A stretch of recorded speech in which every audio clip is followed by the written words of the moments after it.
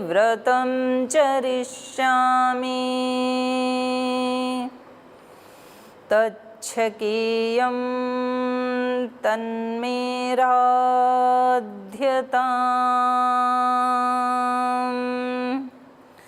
इदमहमनृतात् सत्यमुपैमि ॐ शान्ति शान्ति शान्तिः।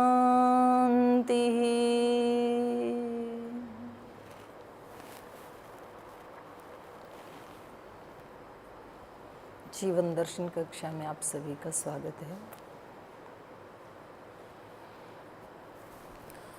कल शारीरिक तप और वाणी का तप, दो प्रकार के तप हमने पढ़े थे। तो उनमें किसी का कोई प्रश्न तो नहीं है दोनों प्रकार के तप के बारे में? शरीर का तप क्या है बिंदु जी? शरीर का तप क्या है? क्या तप करें शरीर से?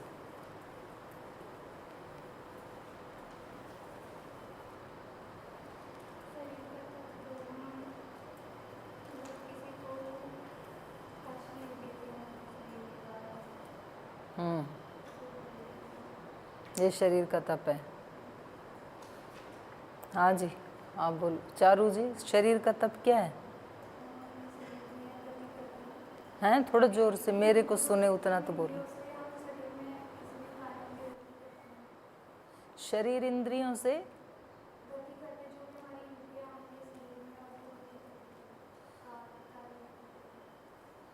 गति करते हैं, वो तप है।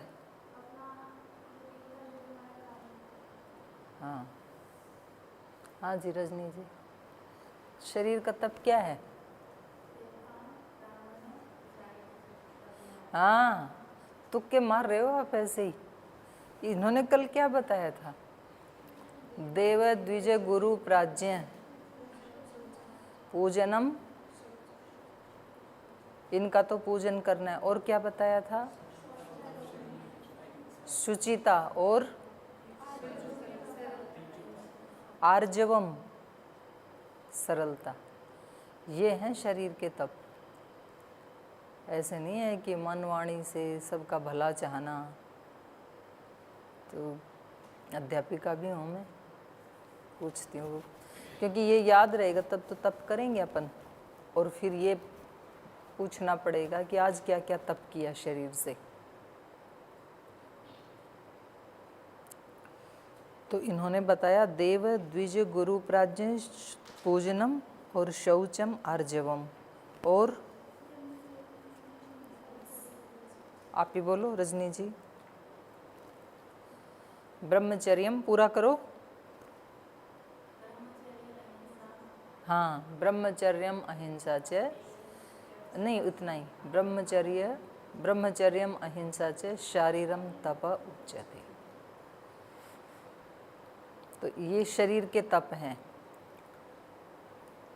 अब आपका कोई प्रश्न है तो पूछो, नहीं तो मैं आपसे पूछूंगी। हाँ बोलो, तो इतना तेज बोलो जो मुझे सुन सके।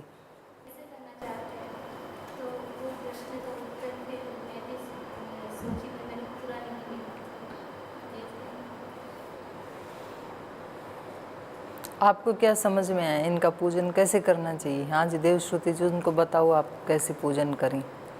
देव द्विज गुरु और प्राज्ञों का पूजन क्या है? कई प्रकार से उनका पूजन हो सकता है। जो हमारा सामर्थ्य है, हम अगर शरीर से उनकी सेवा कर सकते हैं तो शरीर से करें। अगर ऐसी परिस्थिति नहीं है कि हम शरीर से नहीं कर सकते, सूर्य के शरीर से क्या सेवा करोगे? सूर्य की शरीर से तो इतना कि हम वातावरण को स्वच्छ रखें और गर्म नहीं कर सकते। तो इससे सूर्य की क्या सेवा होगी? वातावरण को स्वच्छ रखो तो आपको अच्छा मिलेगा।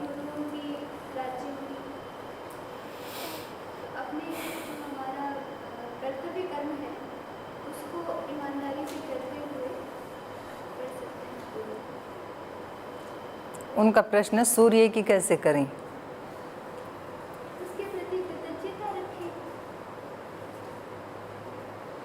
तो कृतज्ञता रखेंगे तो क्या होगा, और जो कृतज्ञता नहीं रखेंगे तो क्या होगा, सूर्य खुश होगा कृतज्ञता रखने से, और कृतज्ञ होंगे उनके प्रति वो नाराज होगा, ऐसा है। प्रभाव तो हमारे ऊपर पड़ेगा, कृतज्ञ रहेंगे तो हमारे अंदर अहंकार नहीं आएगा और हमें प्रकृति को समझने में उसके प्रति हमारे अंदर के भाव अच्छे होंगे, तो हमारा ही मन शुद्ध होगा।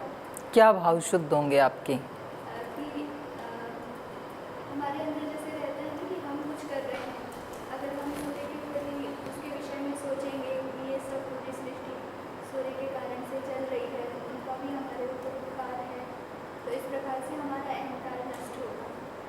तो अहंकार नष्ट होने से जब मन पवित्र होगा, तो मन पवित्र होने से फिर जो हमारी सेवाएं हैं वो और अच्छी हो जाएंगी, तो लाभ तो हमारा ही होगा। हमारे घृणा करने से या कृतज्ञ या कृतज्ञ होने से सूर्य पर कोई प्रभाव नहीं पड़ेगा। तप तो अपने लिए किया जाता है ना, तप दूसरे के लिए थोड़ी करते हैं, तो तप करने से लाभ हमें ही होगा, सीधी सी बात है। सूर्य की पूजा आपको समझ में आई? आप बोले कैसे करें?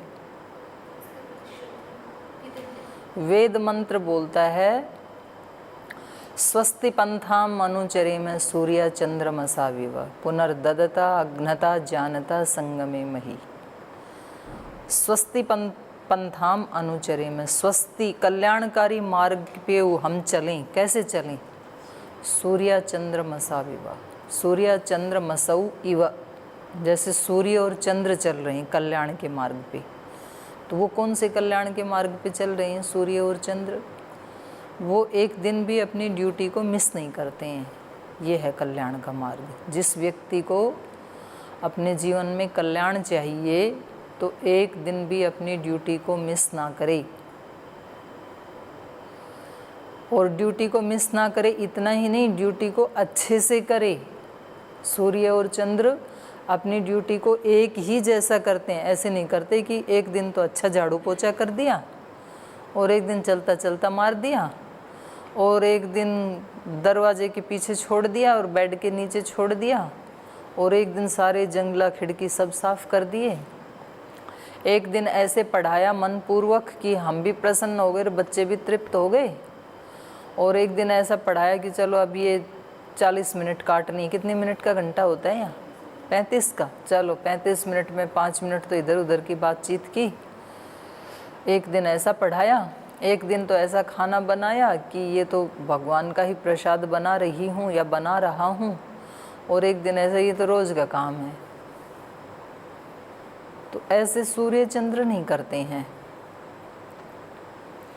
और ऐसा हम भी कर पाएँ सूर्य चंद्र जैसे, इसके लिए मन को बड़ा हमें और शरीर को बड़ा खींच के रखना पड़ता है। नहीं तो शरीर और मन एक दिन करते हैं, एक दिन हड़ताल कर देते हैं, एक दिन अच्छे से काम करते हैं, एक दिन बहाना मार देते हैं, एक दिन सारी चीज़ें खुशी खुशी से करते हैं, अगले दिन आलस से प्रमाद करते हैं, ऐसे करते हैं।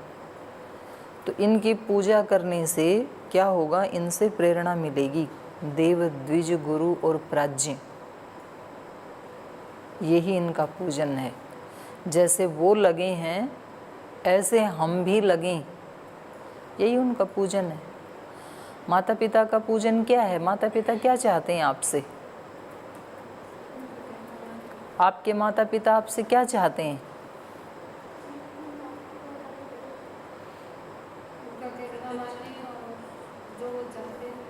वो क्या चाहते हैं? वही तो पूछ रही हूँ, क्या चाहते हैं माता पिता? क्या चाहते हैं शुक्ला जी आपके माता पिता? माता पिता है ना, क्या चाहते हैं? उनके बच्चे खुश रहें। खुश रहें, हाँ, हैं, सुखी रहें, ऐसे चाहते हैं माता पिता। हाँ, और क्या चाहते हैं भाई? अरविंद जी आपके माता पिता क्या? यहाँ से उनके पास कोई शिकायत ना जाए। हाँ जी, आपके माता पिता क्या चाहते हैं? उनका आदर सम्मान करें।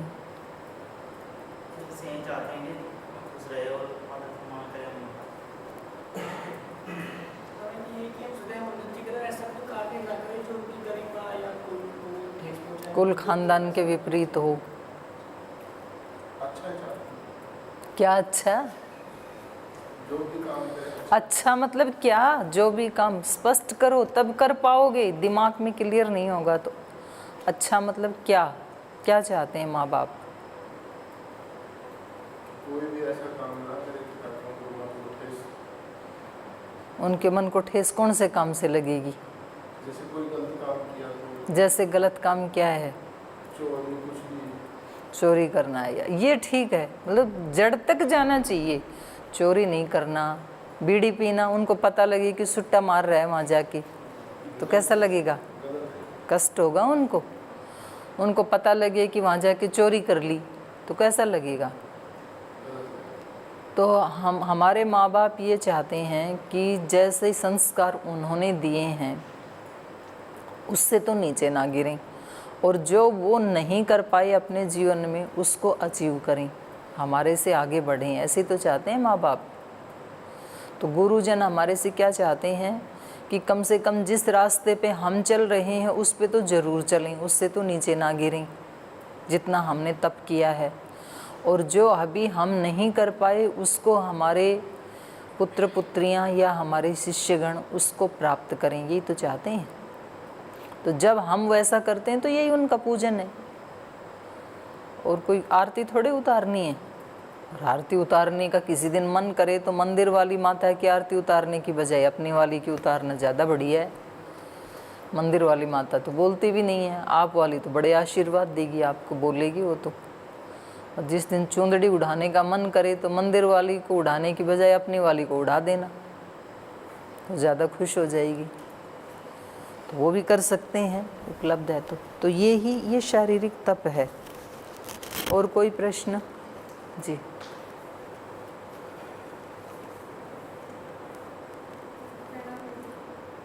सत्य के बारे में स्पष्ट करना, जैसे आपने कहा था कि ऐसा सत्य नहीं बोलना चाहिए जो अहितकारी हो, दूसरे को कष्ट हो। और फिर एक बात ये भी कही थी कि अपने को सच बोलना है या फिर उसकी रक्षा करनी है, या अपने को चुनना पड़ेगा एक रास्ता। और महाभाष्य में एक उदाहरण आता है कि जैसे गाय दौड़कर जा रही थी, कसाई उसके पीछे पीछे दौड़ रहा था, तो वो भटक गया और गाय आगे निकल गई। वहाँ पर कोई व्यक्ति मिला तो उसने पूछा कि किस दिशा में गई थी, तो उसने झूठ बोल दिया कि विपरीत दिशा की तरफ इशारा कर दिया, उसको बचाने के लिए झूठ बोला। तो इसमें कैसे करना? फिर जैसे मेरे से कोई पूछे ना उसी में वो आप ही हो, ऐसे ही समझ लो ना। हाँ, और आज जैसे कोई मीडिया वाला जैसे आ जाए मेरे पास, आ ही जाते हैं पूछने के लिए, तो मोदी जी के बारे में कुछ पूछने लग जाए और उनकी कोई गलती है जो मुझे पता है, तो मैं यदि सच बोलूँगी तो उनको प्रधानमंत्री पद से इस्तीफा देना पड़ेगा और उनको हटा दिया जाएगा। इतना जो वो मतलब इतना अच्छा काम कर रहे हैं, देश के हित में काम कर रहे हैं, तो कितनी उससे हानि होगी। और झूठ बोलूँगी तो फिर वो झूठ। आपको इतनी गलतियों का पता है कि मतलब अगर आप बता दें तो इस्तीफा देना पड़ जाए? हाँ, मतलब ऐसा कुछ, मतलब ये कैसे बात बनी? तो मतलब अच्छों को नहीं पता चलना देते हैं अपने पास वालों का, आपको इतनी दूर कैसे पता लग गया? मतलब बस केवल पूछने के लिए उदाहरण, बट एक्सट्रीमली ज़्यादा। हाँ, उदाहरण के लिए पूछ रहे हैं। मैं तो सोची, मैंने कहा कहीं सच में ही आपको पता है कि भाई उनकी गलती का मेरे को पता है। तो जो आपने पहले वाला उदाहरण पूछा उसी को रखते हैं, गाय वाला। अगर वो बताए कि इस दिशा में गई है गाय, तो वो गाय को मार देगा कसाई, तो हिंसा हो जाएगी। अगर वो बोले कि मैंने तो नहीं देखी गाय, तो गाय तो बच जाएगी, लेकिन मेरा असत्य भाषण हो जाएगा तो मेरा जो महाव्रत है वो टूट जाएगा। क्योंकि इनको कहा है सार्वभौमा महाव्रतम, अहिंसा सत्यस्ते ब्रह्मचर्य अपरिग्रह, इनको कहा है सार्वभौमा। सार्वभौमा का मतलब है कैसी भी परिस्थिति में इनको तोड़ना नहीं है, ये महाव्रत हैं। व्रत को जैसे तोड़ा नहीं जाता है ना किसी भी परिस्थिति में, तो ये तो व्रत हैं, तो कैसी भी परिस्थिति क्यों ना हो उसको तोड़ नहीं सकते हैं हम। नहीं तो लोग व्रत भी तो ऐसे करते हैं ना कि इस स्थान पे कोई गलत काम नहीं करूँगा लेकिन बाहर कर लूँगा। व्यक्ति कहता है कि मंदिर में हिंसा नहीं करूँगा, इसका मतलब बाहर अगर कोई झगड़ा करे तो मैं भी साथ झगड़ा करूँगा, पर मंदिर में अगर कोई मेरा अपमान करे, कोई ब्लेम करे तो मैं नहीं बोलूँगा, क्योंकि वो भगवान का घर है। बाहर कोई करे तो फिर दो दो हाथ कर लेंगे। मंदिर में कोई गलत चीज़, शराब, बीड़ी, गुटखा नहीं खाऊंगा भगवान के सामने। मंदिर से बाहर आके कोई देगा तो कर लेंगे। एकादशी को झूठ नहीं बोलूँगा, आज एकादशी है। उसके अतिरिक्त किसी दिन यदि बोलना पड़े तो देखेंगे फिर। मंगलवार को दारू नहीं पिएंगे, हनुमान जी का वार है, आज व्रत किया हनुमान जी का। बुध बृहस्पति को कहीं मिले तो मार देंगे घूंट। तो ये वो वहाँ पर कहा है कि ये जो व्रत हैं ये ऐसे नहीं है, सार्वभौमा, सब देश में, सब काल में, सब परिस्थिति में इनका पालन करने योग्य है, तब ये महाव्रत कहलाएंगे। तो आपने जो उदाहरण दिया उसमें अब आप ये बताइए कि आपके लिए गाय की रक्षा करना प्रायोरिटी है या सत्य की रक्षा करना प्राथमिकता है, क्योंकि हर व्यक्ति को अपनी प्राथमिकता तय करनी होती है। अगर तो आप ये योगी के लिए हैं यम नियम जो हैं, जिसको समाधि को प्राप्त करना है तो उसकी शुरुआत यहाँ से होती है, यम नियम से। तो जिस व्यक्ति ने ये निश्चय कर लिया कि मनुष्य शरीर में समाधि को प्राप्त जरूर करना है, बाकी कुछ प्राप्त हो या ना हो, संसार रहे या जाए, अगर ये आपने तय किया है तब तो ये महाव्रत आपको पालन करने ही पड़ेंगे। तो योगी का जीवन एक अलग प्रकार का जीवन होता है और एक सांसारिक व्यक्ति का जीवन एक अलग प्रकार का होता है। सांसारिक व्यक्ति का जो जीवन होता है उसमें यम नियम जो है, उसकी जो बुद्धि है वो विक्षिप्त बुद्धि होती है, एकाग्र बुद्धि नहीं होती है उसकी। कभी वो अच्छा कर लेता है, कभी अच्छा नहीं भी करता है। चित्त की अवस्था, जो 5 भूमियाँ हैं ना चित्त की, तो उसमें वो तीसरी वाली में रहता है जो सामान्य व्यक्ति है। योगी हमेशा एकाग्र या निरुद्ध में रहता है, उसके सामने एक ही उद्देश्य है बस, बाकी 3 नहीं है उसके लिए। क्षिप्त, विक्षिप्त, मूढ़, ये 5 चित्त की भूमि होती हैं। भूमि मतलब आप समझ लो स्टेज होती हैं। हमारा जो चित्त है ना, उसकी 5 स्टेजेज होती हैं। ये ऋषियों ने खोजा, अंदर जा कर के देखा कि चित्त की कितनी लेयर हैं, कहाँ कहाँ रहता है ये चित्त। जैसे 2-3 दिन पहले मैंने आपसे एक होमवर्क के लिए एक प्रश्न दिया था, इसने पूछा था, रीता ने, उसका उत्तर अभी आया नहीं कि ये विचार कहाँ से आते हैं, बाहर से आते हैं कि अंदर से आते हैं, जो इतने सारे विचार हैं। तो इसके ऊपर खोज करने की ज़रूरत है, क्योंकि विचार हम सबको ही आते हैं। तो हमें ये खुद अपने जीवन में देखना पड़ेगा कि ये विचार कहाँ से आते हैं। ऐसे ही ऋषियों ने देखा कि ये जो चित्त है इसकी ऐसे ऐसे स्थिति बदलती रहती हैं। मैं देखता हूँ अपने जीवन में, तो ये कितनी स्थितियाँ हैं, तो उन्होंने उसके 5 पार्ट बना दिए। स्थिति तो बहुत तरह की है, पल पल चित्त की स्थिति बदलती रहती है। कभी व्यक्ति अत्यंत खुश होता है, अत्यंत संतुष्ट होता है, प्रसन्न होता है, पूर्णता को अनुभव करता है, कभी थोड़ा उद्विग्न होता है, कभी थोड़ा तनाव में होता है, कभी अत्यंत दुखी होता है, कभी चिंतामग्न होता है, कभी आगे के बहुत सपने होते हैं, कभी लगता है दुनिया ही खो गई है। कितनी सारी चित्त की अवस्थाएं चेंज होती रहती हैं। तो इन सब को भी 5 भागों में बांट दिया। एक तो है क्षिप्त, फिर विक्षिप्त, मूढ़। मूढ़ मतलब बिल्कुल घोर अज्ञान, मूढ़ता से भरा हुआ। और क्षिप्त का मतलब होता है वो भी अज्ञान की ही स्थिति है। फिर एक होती है तीसरी स्थिति विक्षिप्त। विक्षिप्त में वो कभी कभी मूढ़ता में, अज्ञान में जाता है, कभी कभी अच्छे काम भी कर लेता है। मतलब वो टूटती रहती है, वो वाली भी टूटती है, ये वाली भी टूटती है। तो इसमें ज़्यादातर लोग रहते हैं, 99% विक्षिप्त में रहते हैं। और ये अलग अलग लोग होते हैं, ऐसा नहीं, ये हमारे ही चित्त की बदलती रहती हैं। हम कभी मूढ़ अवस्था में होते हैं, कभी विक्षिप्त में होते हैं, कभी क्षिप्त में होते हैं। और योगी जो हैं वो फिर 2 हैं, एकाग्र और निरुद्ध अवस्था। तो योग की शुरुआत या अध्यात्म की शुरुआत होती है एकाग्र अवस्था से। बाकी 3 जो अवस्थाएं हैं उनमें तो योग का प्रवेश ही नहीं है। अगर हमारा चित्त क्षिप्त, विक्षिप्त और मूढ़ अवस्था में रहता है तो हम अध्यात्म के रास्ते को भूल जाएं। एंट्री नहीं है तब तक। तो विक्षिप्त अवस्था में जब तक हैं तब तक, जैसे वो होता है ना, कोई नौकरी निकलती हैं तो उसके लिए जो फॉर्म भरने की एबिलिटी होती है तो बताते हैं कि भाई इसमें मैट्रिक चाहिए, कि इसमें 12th चाहिए, या इसमें BA MA मास्टर चाहिए। वो क्वालिफ़िकेशन देते हैं उसमें। तो कुछ तो उसमें लाइन में लगने योग्य नहीं, वो तो वैसे ही हट गई पहले ही, उनकी वो क्वालिफ़िकेशन ही नहीं है। तो ऐसे ही जिसको अध्यात्म के रास्ते पे चलना है वो यदि इन 3 चित्त की अवस्थाओं में ही जी रहा है तो वो तो दरवाजे से ही बाहर हो गया, आउट ऑफ लाइन। वो तो सोचे ही नहीं अध्यात्म के बारे में। सोच तो सकता है लेकिन इन 3 अवस्थाओं को चेंज करके सोच सकता है, इनमें रहते हुए नहीं सोच सकता है। फिर चौथी चित्त की अवस्था है एकाग्र।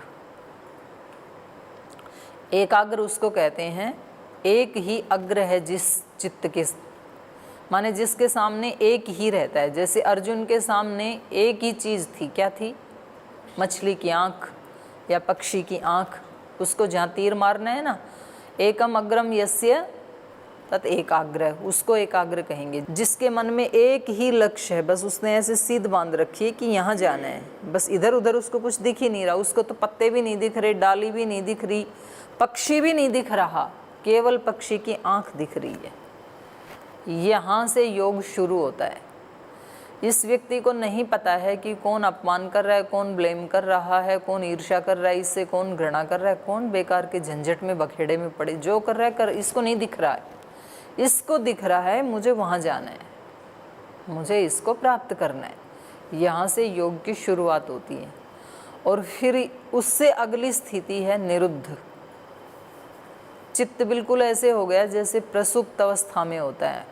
गाढ़ नींद में सोते हैं ना तो मन में कोई विचार नहीं होता है। नींद में भी जब विचार होता है तो उसको स्वप्न अवस्था कहते हैं। सपने आते हैं जब मन सक्रिय होता है तो। और जब मन बिल्कुल चुप हो जाता है, माने मन रहता ही नहीं है, ये समझो, उसको कहते हैं गाढ़ निद्रा। और शास्त्र की भाषा में उसको बोलते हैं सुषुप्ति। तो ये चित्त की जागते हुए हो जाए तो फिर कहते हैं निरुद्ध अवस्था। निरुद्ध मतलब रोक दिया है सारे विचारों को।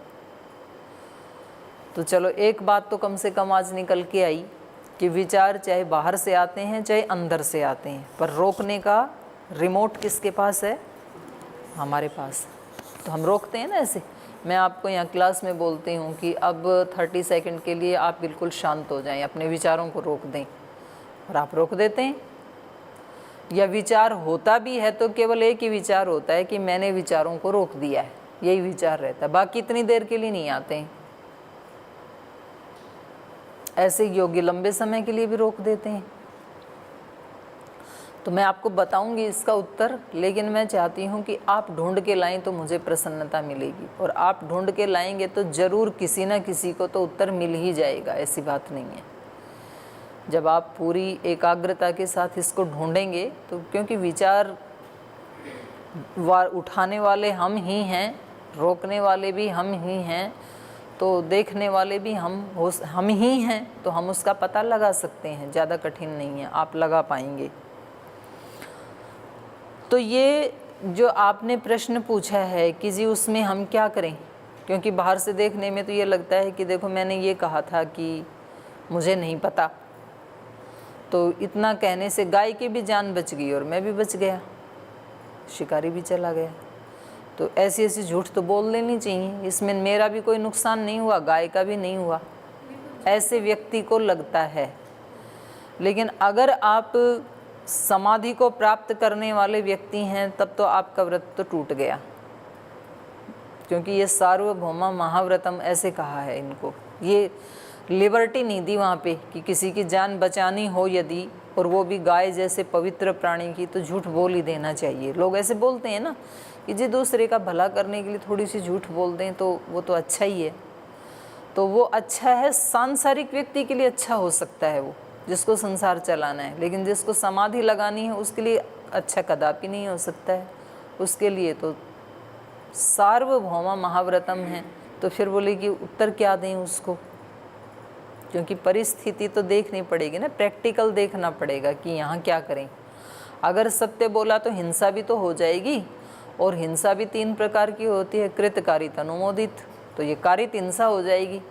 कारित मतलब करवाना, एक तो हिंसा खुद करना, एक किसी से करवा देना, और एक करने वाले को प्रेरणा दे देना कि हाँ भी तुम अच्छा कर रहे हो, करो। तीनों का फल मिलता है।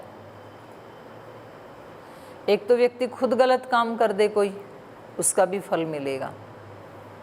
एक खुद तो नहीं करता है लेकिन दूसरे को उकसा देता है, बोले मैं तो इसको कुछ कहूँगा नहीं, पर मेरा तेरे सर के ऊपर आशीर्वाद है, इसको अच्छा सा जवाब दे दे तो ये हो गई कारित। आपने प्रेरणा दी उस व्यक्ति को, इसका भी फल मिलेगा, बच नहीं सकते हैं। और एक है अनुमोदित। एक व्यक्ति कह रहा है भाई इस व्यक्ति ने तो परेशान कर दिया हमारे को, मैं तो इसको ना कल इसके साथ झगड़ा करूँगा, इसको कल मैं बताऊँगा, इसको थोड़ा सा मज़ा चखाऊँगा।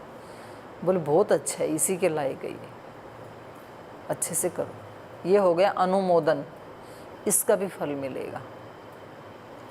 तो यदि आपने उसको ये कहा कि इधर गई है और वो व्यक्ति उसको मार देता, आपने सच तो बोल दिया, लेकिन कारित हिंसा का पाप आपको भी लगेगा, क्योंकि आपने हिंसा करवा दी ऐसे कह करके, तो आप दोनों तरफ से फंस गई। अगर आप नहीं बताएंगे उसको तो आपने झूठ बोला। तो ऐसी स्थिति में ये योगी क्या करे? सामान्य आदमी तो कुछ भी कर लेगा, पर जिसको समाधि प्राप्त करनी है उसके जीवन में ऐसी सिचुएशन आ गई तो क्या करे? ऐसे बोल सकता है, पर भाई देखी जरूर है लेकिन बताऊंगा नहीं, सत्य है ये।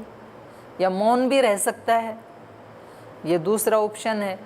या तीसरा ऑप्शन है कि मतलब उसको उपदेश दे हिंसा का, भाई तेरे को, अब हो सकता है वो उपदेश सुन के मतलब उसी का ही कर दे काम, ये भी हो सकता है जी। जैसे आपने कहा कि उत्तर नहीं दे, अब इसमें इसको ऐसा ही एक और प्रसंग, जैसे हमसे कोई 2 बड़ी शक्ति है, 2 बड़े व्यक्ति हैं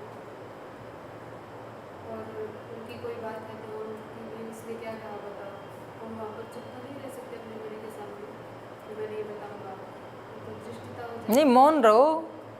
मौन भी नहीं रह सकते, ऐसी स्थिति हो जाती है।